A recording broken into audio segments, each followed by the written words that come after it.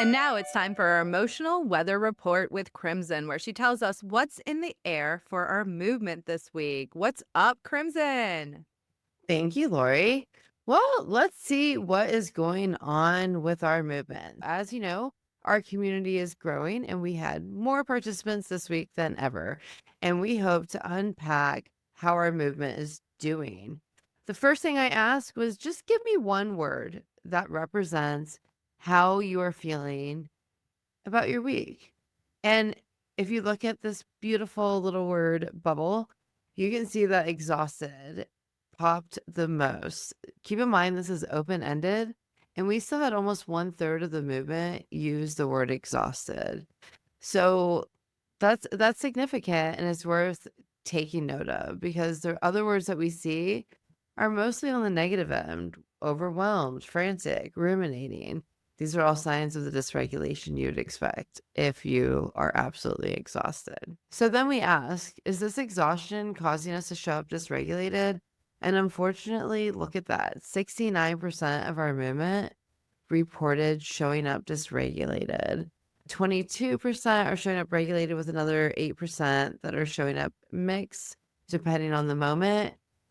What this says is that exhaustion, that overwhelm, and all of those feelings are catching up with us. And it doesn't mean there's a mental health crisis. It just means our capacity is depleted while the demands upon us are exceptional.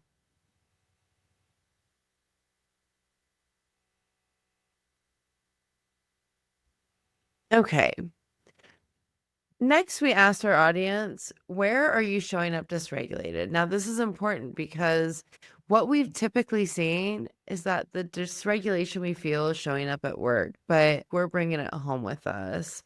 Now, this is not to shame anyone. It is okay. It is hard to draw a work-life balance, but showing up dysregulated at home, as we've talked about, dysregulation is infectious. So if you're dysregulated, your partner, your children, your family is going to feel that dysregulation too. Family dynamics popped again for the movement, along with finances. I think as long as we're seeing the cost of living be what it is, the home life, the family, the demands that we have, we're going to be struggling. It's okay to show up dysregulated. What it's about is really what we're going to do to stop showing up dysregulated at home or anywhere else. And that's where we asked our movement, how are you feeling? How much do you have in your cup? And the reality is that people are feeling pretty depleted. A third said they're completely empty, which is really just unfortunate because it is extremely hard to show up and consciously cope when all of your reserves are depleted. And that's why we need to talk about how we're going to fill up our tank, because we can't go into next week with this low of our reserves. Let's look at what the movement's using to fill their cups. When we look at what our movement is doing to fill their cups, they're out socializing, they're at home hanging out and vegging out.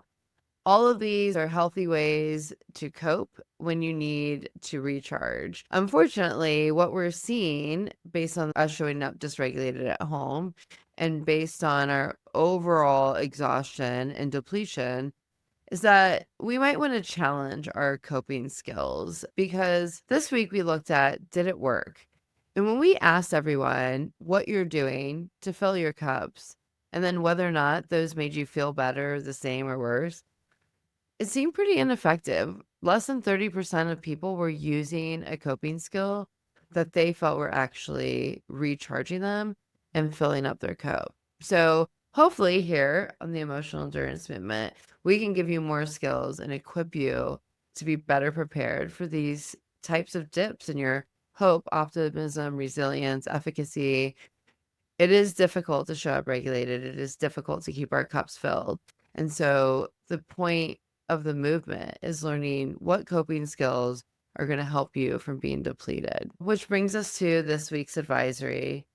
When we asked what people look ahead and see the most pressure coming from, work, family, logistics, and financial hit hard.